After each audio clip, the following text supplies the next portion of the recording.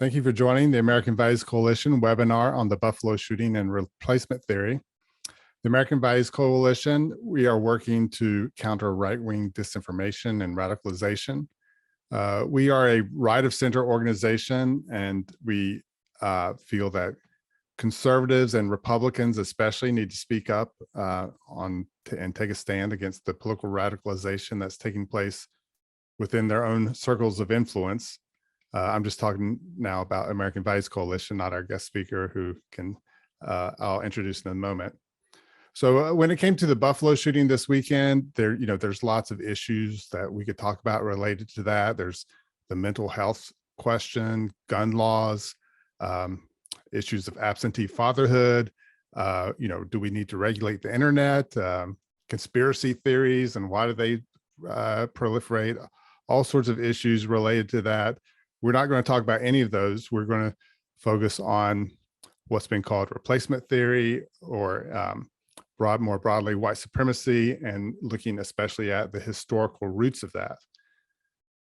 So the shooter in Buffalo, and I should also add, and this is not to minimize the tragedy that happened also in California this weekend, but we don't know the motivations behind that one yet. So we are talking mainly here about the Buffalo shooting and shootings similar to that, like in El Paso, where the shooter did mention what's been called replacement theory, or sometimes white replacement theory, or the great replacement. So this is the idea that, there's various versions of this, but the notion that Democrats or liberals want to bring in more immigrants to add to their voting rolls in order to take control and take power, and then use that to punish conservatives or Republicans. So the notion of replacement theory, we should add that it's bogus, but it does ring true to a lot of people. It's bogus for many reasons. One is that, whenever you let someone immigrate to this country, a citizen is not replaced. They don't have to leave. So you're adding to, you're not replacing anybody. Also, when it comes to the Democrats, I think a lot of people forget that one of the biggest criticisms of Obama and his immigration policies were the huge number of deportations that was happening under Obama. So that doesn't make any sense with regard to replacement theory. And some people relate this idea to books or articles that have talked about, a future Democratic majority because of how the electorate is changing. But sort of a prediction about how the electorate is going to change is different than, trying to make that happen, for one. And secondly, those analyses have turned out to be terribly wrong as well anyway, because Republicans have not done poorly, continue to do worse among non-white people. In fact, Trump increased his share of non-white voters from 2016 to 2020. So those predictions were wrong to begin with anyway.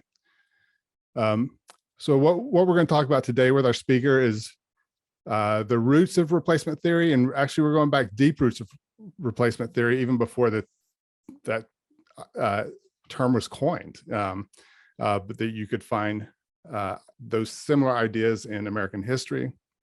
And here to talk about this is Jesse Curtis. He's assistant professor of history out at Valparaiso University.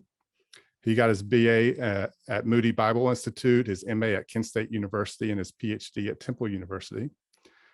His teaching interests include the history of race in modern America, African American history, the history of Christianity, and global settler colonialism. He has a book called The Myth of Colorblind Christians, Evangelicals and White Supremacy in the Civil Rights Era. We may, if we have time, we may hit upon that as well. That was just published last November. And what really got my attention, on Monday, we put out a statement about the Buffalo shooting, talking about how a lot of those same ideas have been promoted in mainstream conservative and Republican circles members of Congress, Tucker Carlson on Fox News and other places. But that same day that we put out our own Buffalo statement about the Buffalo shooting, there was an editorial in the Washington Post by Jesse Curtis talking about how a lot of these ideas, similar to replacement theory, go way back in American history and have been very mainstream with both political parties. So that really got my attention. And so I contacted Jesse and asked him to come on. This is like the quickest webinar we've ever put together because we wanted to really get this out there while it's fresh on everybody's mind after the Buffalo shooting. So in that op-ed, he writes, in reality, white attackers are embedded in thick ideological contexts of sympathy and support in their communities. So talking specifically about how it's, we aren't just lone wolves, these shooters aren't just lone wolves, they're in the thick ideological context. So Jesse Curtis, thanks for joining us. So tell us a little bit more about, some of these ideas you talk about in the op-ed. Where do you see, when you look at what happened in Buffalo and some of those ideas that were being, in that manifesto, talk about where you saw them in American history. Yeah, well, thanks, Nap. Thanks for having me, and thanks everyone for being here. When the media was reporting over the weekend on the content of this alleged manifesto, this racist screed, and describing it as, fringe and conspiracy theory and all of those kinds of words and internet radicalization, I'm looking at the content of what this shooter was saying. I'm saying, gosh, this sounds really familiar. This sounds like the white political mainstream a century ago. This was from the concern about white birth rates to fears of an immigrant takeover or invasion, all of these things, mainstream politics. So my point was not to say that it's wrong as such, right? To say, oh, conspiracy theory, internet radicalization. But I don't think we're going far enough. Even Fox News saying, wow, look at how Fox News has mainstreamed these things. But I'm suggesting, like, wait a minute, how are these ideas even thinkable in the first place? Where did they come from? What's the soil, the latent soil that allows these things to gain traction in the first place, right? And so these kinds of ideas about white people being under threat and needing to strike back, this was leading intellectuals a century ago, presidents of the United States. And in the op-ed, I started the story with this famous journalist, John O'Sullivan, who used that phrase, manifest destiny, that we've probably heard before.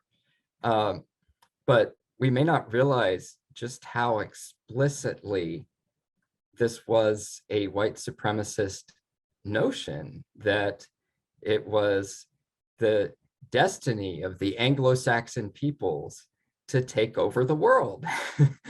And so the very meaning of sort of white identity in a political context becomes bound up in these processes of conquest. And so one of the sort of through lines that I wanted to try to connect is to think about what happens when that very heady notion of conquest sort of turns and becomes fearful and paranoid, like we're not conquering anymore, now we're afraid of being conquered. And so I try to think of this white supremacist terrorism as kind of this ideological residue of the white supremacist conquest. I could just keep going on and on, Nap, with examples. Yeah, and what about this notion of, talk a little bit more about, even though we're talking about, what white supremacist ideas, there's still sort of within that, this notion that the white people are the victims, like this is happening to them. And so they have to fight back because, they're the ones who are, being, well, replaced. Yeah. Yeah. Well, I mean, I think it has to do with the origins of white identity, really. We could go way back. There's a wonderful book by Catherine Gerbner called Christian Slavery, and she's looking at conversion and race centuries ago in the early Atlantic world. And, she takes us to the island of Barbados, for example, and says, look, I can show you the documents where the laws shifted from saying you need to be a Christian to hold office to you need to be white to hold office. Why? Because what happens if an enslaved person wins their freedom, converts to Christianity? There's nothing in the law preventing an African person from holding office, for example. All that to say, we see these very concrete processes where the political meaning of this new identity, where people start to refer to themselves as white, is very literally being white means you have an entitlement to rule over others. And so then, in context of threat, in the late 19th century, there's this shift that happens where this white identity that has been so associated with domination over others for a whole number of reasons begins to seem threatened, right? And part of it is this age of mass migration in the late 19th and early 20th centuries. Chinese folks are on the move. People from Southern and Eastern Europe are on, millions of people are moving around the world, right? And there's this fear that, even though white Americans, white Australians, and so on, we're dominant in the world, but people are looking around and saying, hey, you know what? There are a lot more of them than there are of us. What's going to happen here? And so all over the world in the early 20th century, in the settler states like Canada, Australia, the United States, there are these new immigration laws, explicit policies to make sure that these societies would stay white-dominated societies. The sort of corollary to it is this sense that white civilization is the pinnacle of human progress, right? But the problem with progress, the problem with being at the pinnacle, is that you become decadent.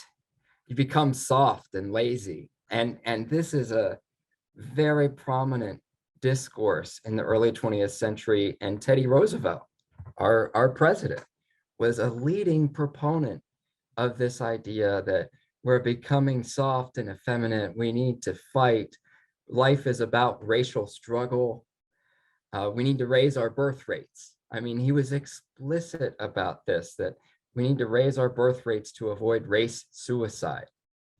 And those kinds of ideas, race suicide, we think of that as white supremacist talk. But yes, Teddy Roosevelt was a white supremacist. And it's like, can we be honest about that and grapple with the fact that that was mainstream? That was the white American political tradition. And part of what I think is so chilling about it is that for a figure like Teddy Roosevelt, violence is baked in. Like, he was so explicit about saying that it is imperative that the Aboriginal peoples of Australia and North America and Siberia are removed and replaced with the dominant races. He said this, right? And he continued to take an attitude toward violence that said, violence, war, these things are regenerative. these things are life-giving. These things are important to restoring health and vigor to the white race. I was studying this with my students this semester, and my students, quite surprised, they said, "This sounds like Hitler." And I said, well, yeah, it does. It does. Yeah, and then we had Woodrow Wilson after him. We have these progressive era presidents, all identifying as progressives. Yes. The word progressive today, is kind of takes from that history, right? Yeah. And they, yeah, and of course, I guess Princeton has recently sort of, I believe, sort of removed the Wilson name from there. So, Yeah. he was former president of Princeton, but yeah, this was taking place with both political parties, Yes. and political parties that consider themselves sort of forward-thinking, progressive type thinkers. Yeah. And I think that's such an important point because, don't get me wrong, like Tucker Carlson deserves all the criticism he's gotten, right? But when we limit it to that, we're letting too many people off the hook here. Like so many of us are implicated in this. So many of our political traditions are implicated in this. And as you say, both parties, both Roosevelt and Wilson, they're forward-thinking people who believe that there's an important role for the federal government in enacting reforms and making people's lives better. And yes, they're white supremacists. And in some way, it's like we haven't been able to, I believe, incorporate that into our sort of narrative of American history. Like, how do we make sense of that?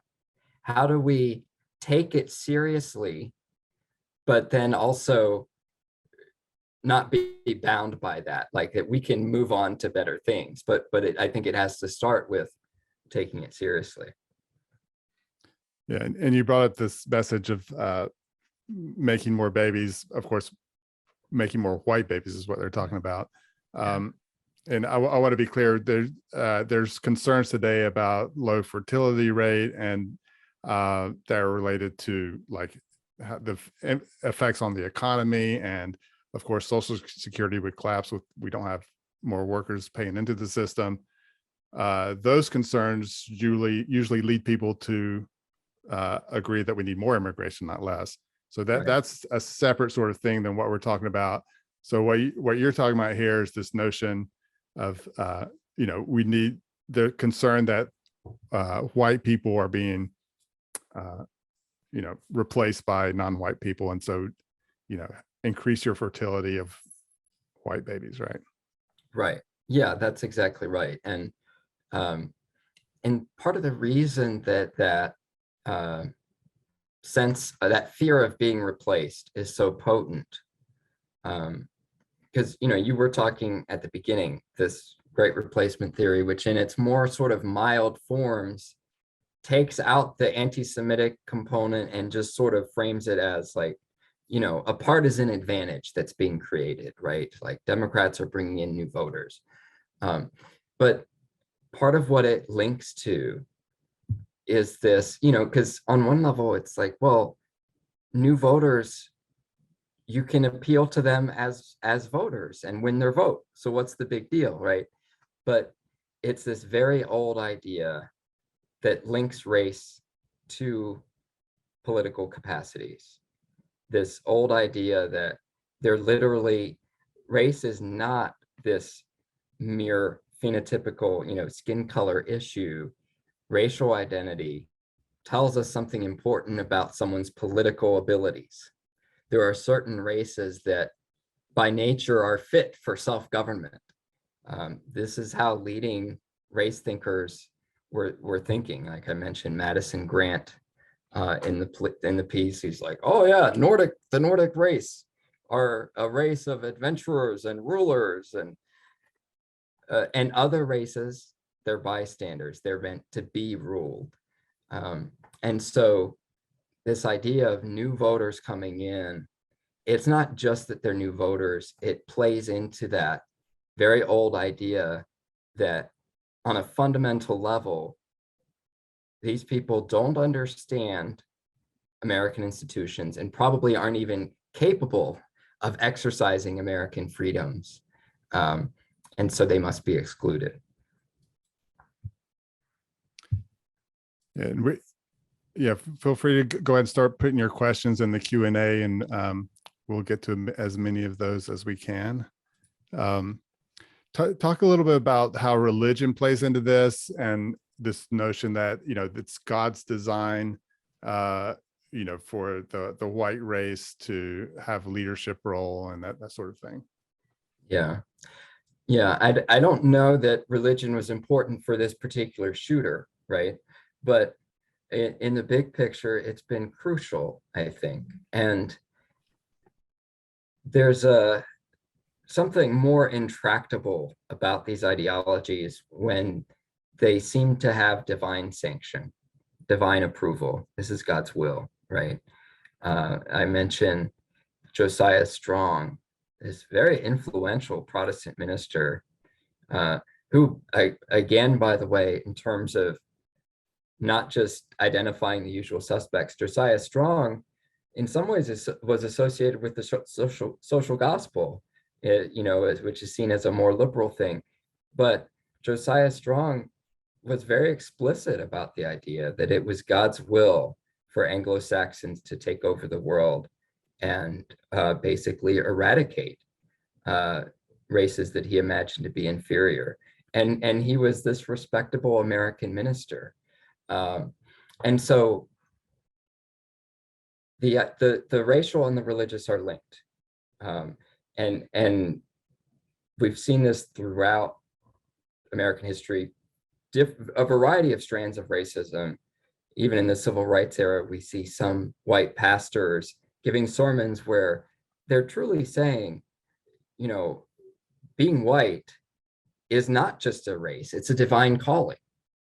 The children of Israel were chosen a long time ago, and now God has chosen the white race for a special role in the world.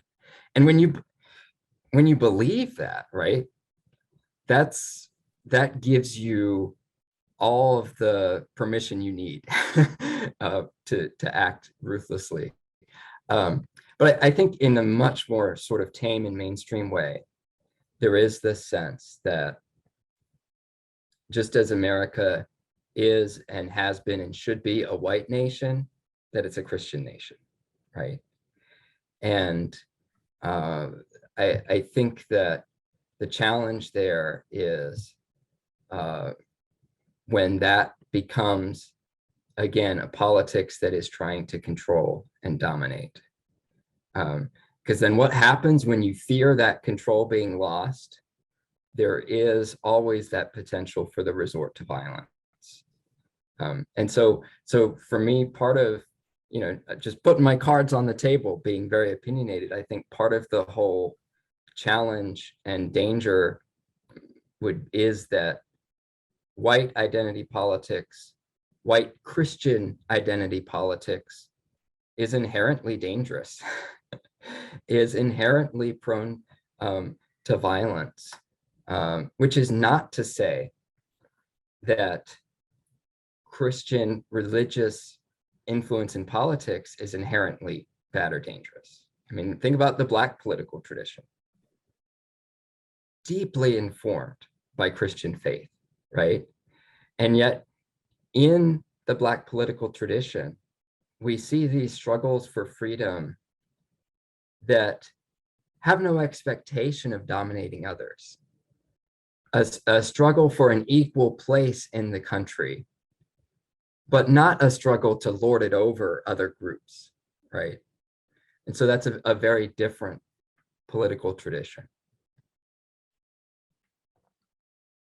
The first question in our Q&A says, who is the worst offender of bringing the Great Replacement Theory to the mainstream? Well, I mean, you said it, Knapp. I mean, I think it is Tucker Carlson.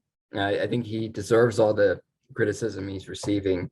There's that one particularly atrocious quote that has been making the rounds, and part of what was notable about this particular quote from Carlson is that he used the term Great Replacement Theory, which before recent years really was only used in white supremacist circles. So when Carlson used the literal phrase, it marked it as a white supremacist rhetoric.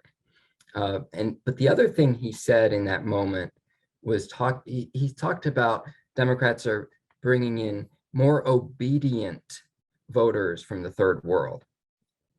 And again, what does that do? That plays into this very old notion that either by race or by culture, there are some people who are just, their political behavior is just different, and they're not capable of exercising American freedoms. They're more obedient. I heard that and I'm thinking, this is Madison Grant 1916 all over again, talking about these passive races that are designed to be ruled over. So yeah, I think Carlson is the biggest purveyor of this into the mainstream. But again, it's like, how are these ideas thinkable in the first place? Yeah, and he's on Fox News, the most popular cable news channel, and has the most popular cable news show on television right now. So it's just the size of his audience makes him particularly important figure in promoting these ideas. Yeah. All right, we got a bunch of questions coming in. How do you help someone who you think might believe in great replacement theory or other racist ideas? Yeah. Boy, well, if I knew that, no, well, I'll say one or two things. I think, well, this is almost, it's so vague as to be unhelpful, but I just think it's so important to listen. Like if especially like if you know this person, right, you're having a one-on-one conversation, that's a different situation, right? And listen, right? But I think that we must historicize race. We must, as clearly, I'll explain what I mean, as clearly as we possibly can, help this person to see that, you know, when we are condemning white supremacy, and we're talking about these things, we're not condemning all white people. We're not saying you're bad. We are speaking to this contingent process. We're not talking about people's essential natures. We're talking about this thing that humans invented, this ideology of race, this way of seeing each other that we made up. And that invention has had such destructive consequences. And we don't have to think that way anymore. We don't have to be bound by that. And I would point to other historical examples of saying, look, there are other ways of thinking about this. I think, for example, of Frederick Douglass, who is a Republican. He was a famous abolitionist before the Civil War. He had escaped slavery, probably the most famous Black orator of the 19th century.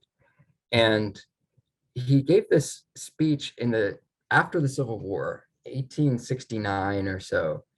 And it's this overlooked speech that should be much better known, because in that speech, Douglass was wrestling with the very same thing we're wrestling with now. Like, how do we live together in this diverse nation?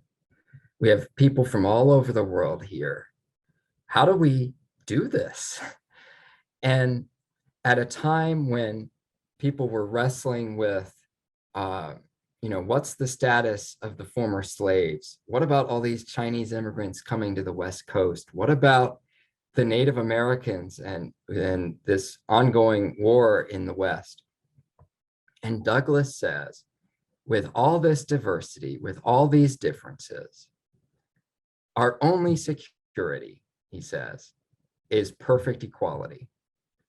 And so at a time when there was all this hysteria about like Chinese immigration, Douglass said, would I say that they can become citizens? Yes, I would. Would I say that they can vote? Yes, I would. Can they hold office? Yes. And so Douglas is trying to get people to see, he says, look, there are some narrow-minded men who can't imagine that this is anything more than a white man's country. But Douglas says, that's not the American destiny I see. Douglas says, I see an America whose destiny is to be a home for all the peoples of the earth to live together in equality.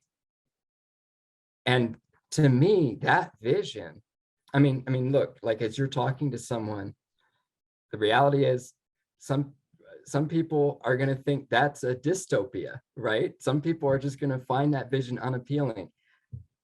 I think there's hope that most Americans today can find that vision inspiring.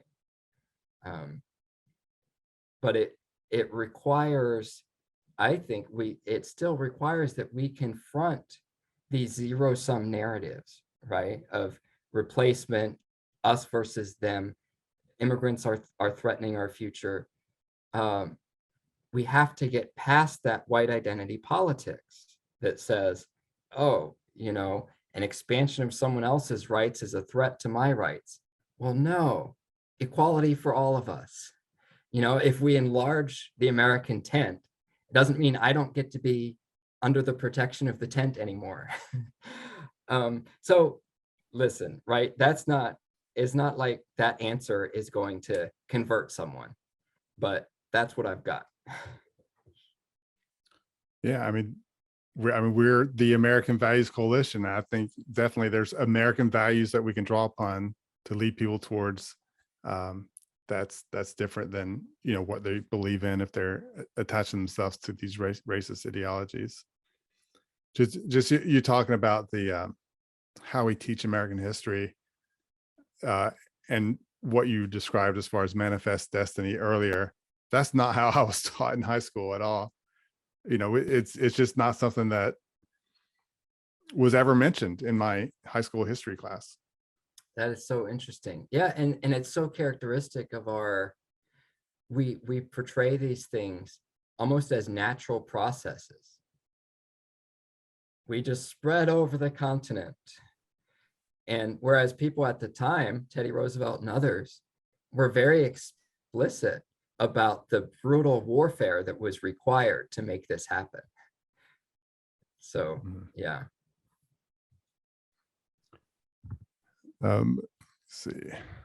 Why do you think some right-wing media outlets are pushing these ideas? Do they genuinely believe this, or is there another motive?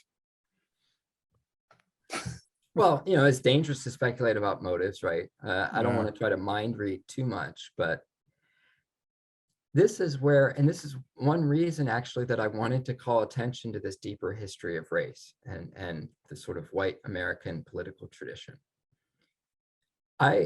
My guess is that many of the purveyors of these narratives sincerely do not realize how dangerous the fire they're playing with is.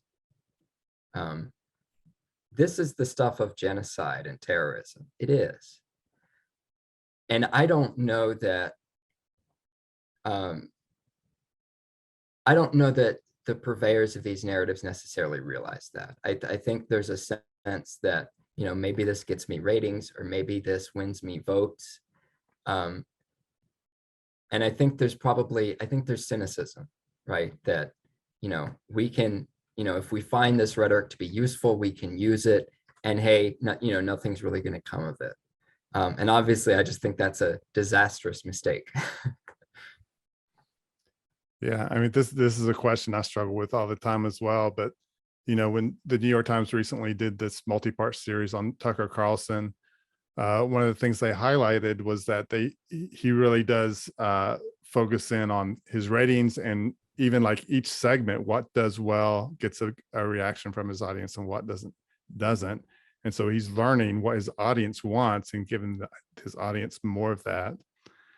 And at the same time, when he used that phrase, great replacement, like, where did he get that from? This was only something that was being promoted on white supremacist websites, and somehow it's making it from there, into his, his speech, his language. So I think, yeah, it seems likely that Carlson knows exactly what he's doing. Yeah. Carlson in particular. Why are white Christians so scared of losing political power?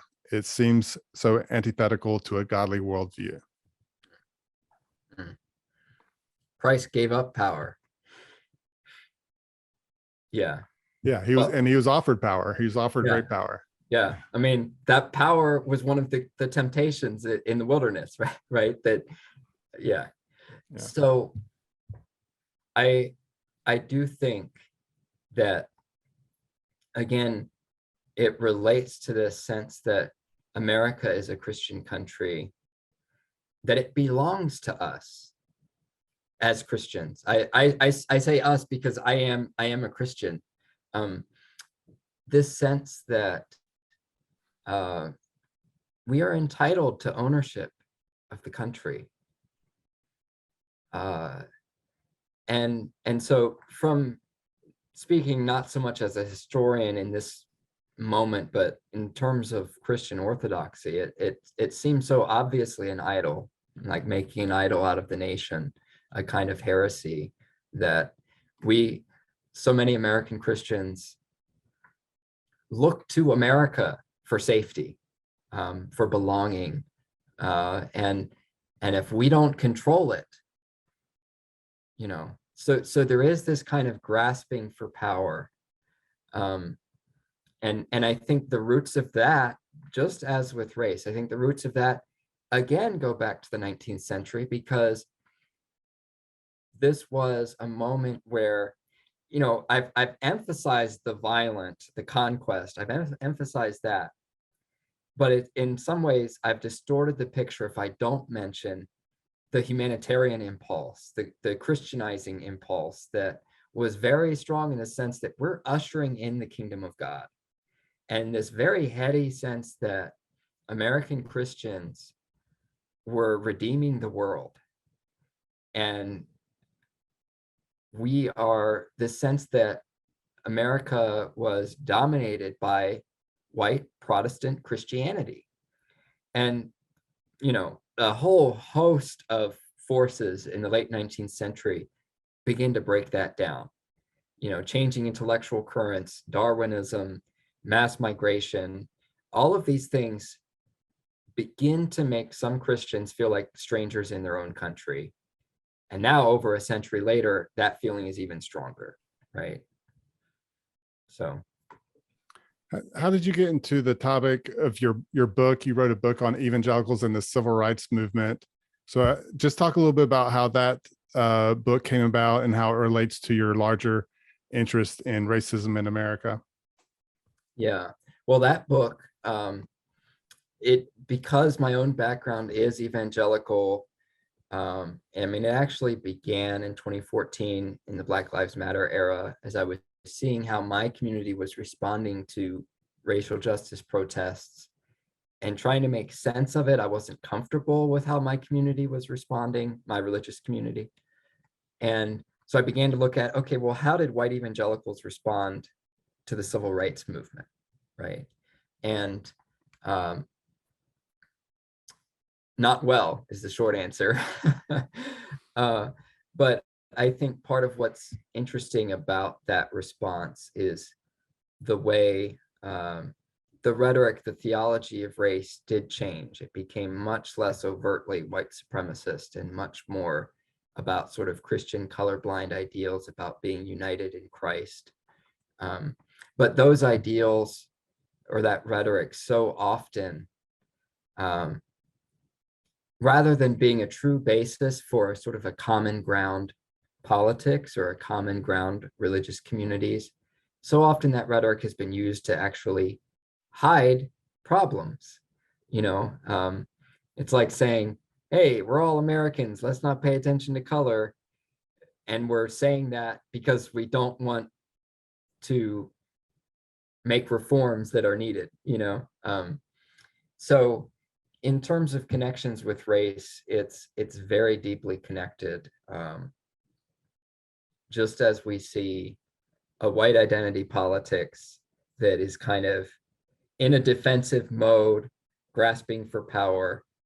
We see an evangelical politics that, as I was just saying about that long narrative of Christianity in America, in evangelical politics, it's grasping for power, trying to take back the country. So they're very closely linked, I think. Yeah, and just for those who are watching, we did our previous webinar last month was on Christian nationalism, and we're gonna, if you missed that, we'll post it on our YouTube channel. And then we're also, you're the first to hear it, but our next webinar next month, we're going to have Georgetown professor Paul Miller, who's coming out with a book on Christian nationalism as well. So we're going to deal with that topic again next month. We haven't scheduled the date yet, but look for it sometime toward the end of June.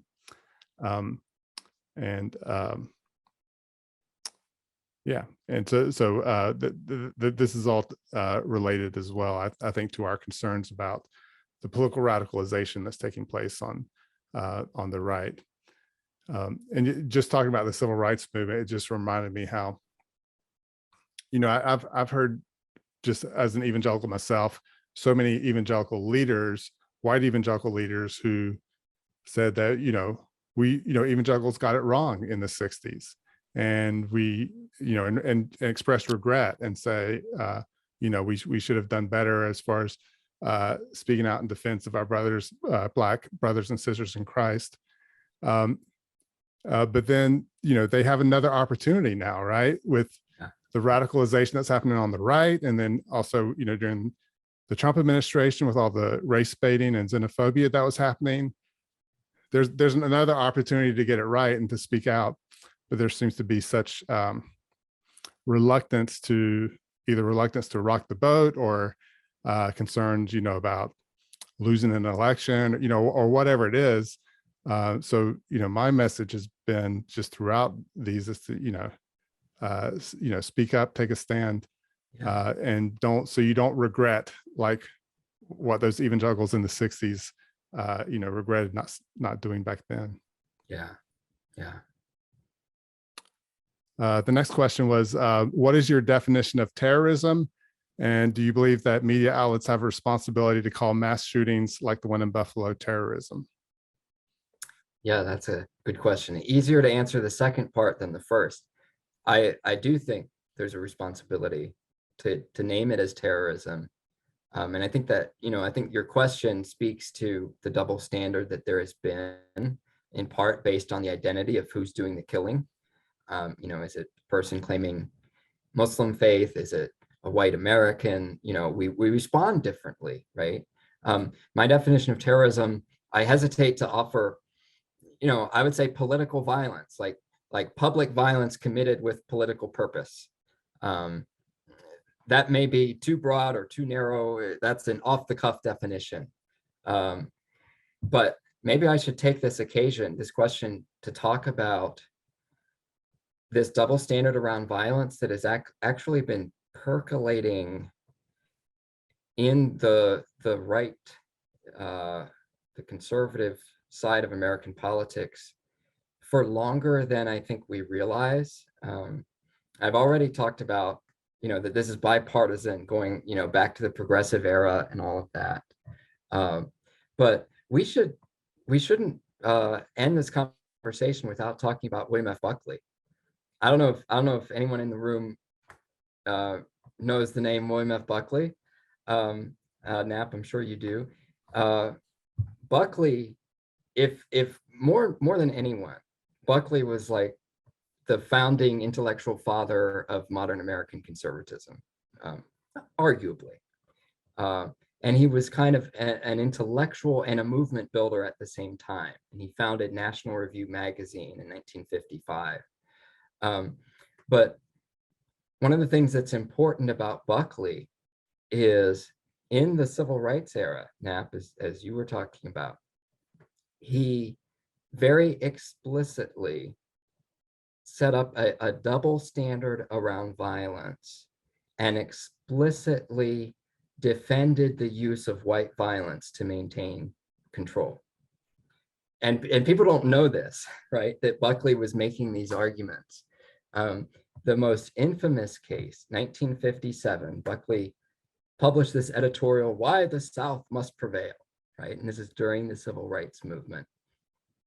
And Buckley was saying, this bill moving through Congress for voting rights, this is a threat because if we enforce this, there are some counties in the South where whites are in a minority.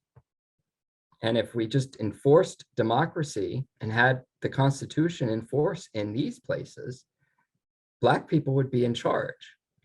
And Buckley explicitly says, well, the prerogatives of civilization are more important than democracy, and whites are entitled to rule. And he made it transnational. Just as these incidents of terrorism we've been seeing, it's transnational. This shooter inspired by the New Zealand shooter, those kinds of connections, right? For intellectuals, even in the 50s and 60s, there was this transnational defense of white violence. At the height of the conservative intellectual movement, from Buckley himself. And he said, you know, just as the British in Kenya put down that rebellion to stay in control of Kenya in this brutal war, so white Southerners are entitled to use violence if necessary to stay in control. That's sobering, and that kind of rhetoric actually intensified in the 60s. Buckley warned about race war. He said, you know, white Americans, we will go to war if we have to defend our way of life. And so I do think, you know, we've talked about Carlson, but I think there is this broader reckoning that is needed, that we're not even aware that these kinds of defenses of white violence have been present, you know, at the intellectual centers of the conservative movement in decades past. It's extremely sobering and so controversial to talk about. Yeah, I mean, I studied the conservative movement. I have a PhD in political science. I studied the Christian right. And that's the first time I ever heard that story. I mean, I knew Buckley as like one of the masterminds of the Southern strategy. I just hadn't heard like that specific, you know, appeal to violence before. Is it true that he later regretted that? That's a good question. He, in a general way, he said, you know, I kind of missed it in the civil rights era. But to my knowledge, now, please hear me. I have not exhaustively, you know, looked at, I haven't, you know, Buckley's papers and so on, but I can only say I've not seen him give an accounting for the specific rhetoric in which he published Scientific Racists in the 60s, in which he defended violence and so on. I never saw him specifically account for that rhetoric, but he may have. Okay. What or is there the relationship between CRT and the Great Replacement Theory? I assume they're talking about critical race theory and Great Replacement Theory. Boy, that's a good question. I think that on the level of what those two things actually are, there's no relationship.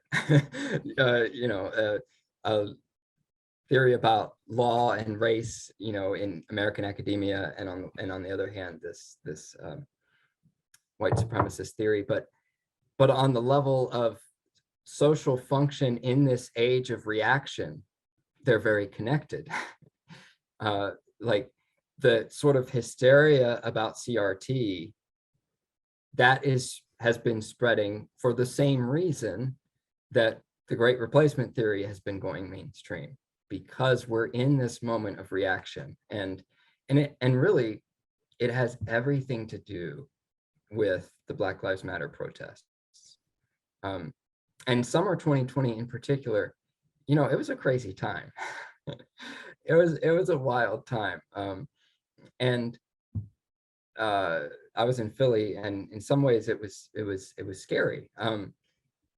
But it's a reliable dynamic in American history that an upsurge of protest for racial justice is going to produce a reaction. And I just think sort of conceptually, it's important for us to recognize our moment, that we're in a moment of reaction. We're in a moment where there's a concerted effort to hide, to cover over some of the racism that has been exposed. And so the function of CRT discourse is, well, let's not talk about racial justice.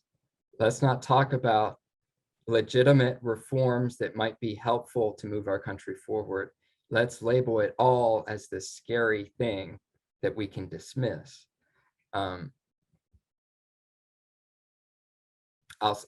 stop there. Yeah, and we should probably just to clarify, there's CRT as it exists in academia and law schools and where it originated, which is very different from CRT as it's being presented in a lot of conservative places today. And that's such an important point to just emphasize, Nat, because, and I want to say that it's not as though CRT is some kind of sacrosanct thing that gets it right. Like in my book, I make a critique of CRT, for example, but that's the kind of discourse that is helpful. Like we debate each other and we disagree, but it's not this fear-mongering discourse of this thing being the enemy of, you know, all that is good.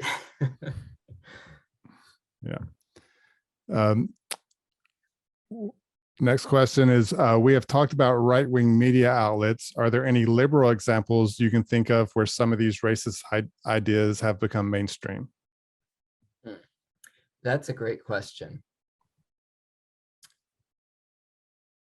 Mainstream, I don't know that I would say mainstream. I wonder if, it seems to me, and others in the conversation, others in the room, like you may be able to think of examples more readily than I can, but it seems to me that there are unique problems on the left, but they're just different sorts of problems. I've said, you know, beware the age of symbolic anti-racism, where there's this kind of rhetorical preoccupation with saying the right words, with referring to people with the right jargon, this group and that group, and it's like, well, what's the point of all this? Like what are we accomplishing here? So I do think that for white liberals, and again, it's not a precise corollary to white conservatives, but it's a different kind of problem. For white liberals, there is the danger of this kind of self-flagellating kind of politics that's not doing anything useful. Like, oh, I have racism in me and I'll never understand the experience of people of color, and it's like we're more comfortable sitting in that mode than doing something practical and useful to be in solidarity and build a politics of common ground. And so I think that there are particular ways in which we need to be race conscious. We need to pay attention to the realities of the history of American racism. But then we also need to be able to come together, not in ways that hide racial discrimination, but to come together in common ground and in solidarity and say, we're all human beings here together who can move forward together as Americans. And in some ways, the left, I think, has almost become hostile to that kind of common ground politics. And I'll get in hot water from both sides now in saying those kinds of things, but that's just my very personal idiosyncratic opinion about it. Yeah, when you were saying that, it brought to mind to me how in a lot of liberal places they promote the use of this term Latinx, and where most Hispanics just do not want to be called that, but they continue to use it, even though the data shows, it's more of a turnoff than anything. Right. Yeah. But just talking about sort of practical things, what about just like for the average sort of, soccer mom or somebody who just has like, they don't have like a big platform, but just in their own lives, maybe in their church or whatever, what can they do to address the problems of racism in America? That's a very good question. I mean, I think partly in keeping with the theme of our conversation here today, I'm not trying to give an exhaustive answer or anything like that, but to recognize white identity politics, to recognize the zero-sum narratives when you see them and hear them in your community, in your church, these narratives of being under threat, of being under siege, and being able, in hopefully a winsome way, right, to be able to interrupt those narratives and say, you know what, I think we can all get along. I don't think, immigrants are a threat to us, and whatever the case may be. And I also think there's something to be said for,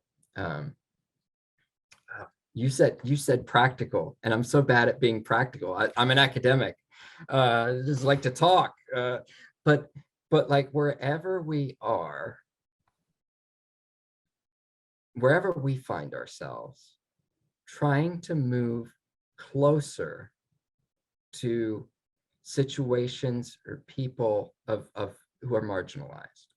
I mean, this is Brian Stevenson's riff. Brian Stevenson, the attorney, he wrote the book Just Mercy, and he talks a lot about proximity, right? Moving to where the hurt is, right? And I mean, that could be all the way up to literally moving, like I'm going to sell my house and move, but it could be in much more mundane ways, like where can I volunteer, right? Where can I do something that brings me into practical contact with people who are different from me, right? And I just think that as a historian, obviously I want to give a plug for just learning, right? Reading books, reading scholars, reading people like Jamar Tisby, who's been engulfed in that wave of anti-CRT talk. Hey, I'm going to stand up for Jamar. He's still a great guy, even though people are maligning him. Reading his books, he does great work. Anyway, I'm just rambling. There are others who would do such a much better job of hard-hitting practical advice for concrete things that you could do. Speaking of books, your book is The Myth of Colorblind Christians, Evangelicals and White Supremacy in the Civil Rights Era. And then also check out Jesse Curtis's Washington Post op-ed on the mass shooting in Buffalo, reflects deeply rooted American ideas. Jesse Curtis, thank you so much for joining us. Thank you so much, Knapp. It was a privilege, and thanks to everyone who participated.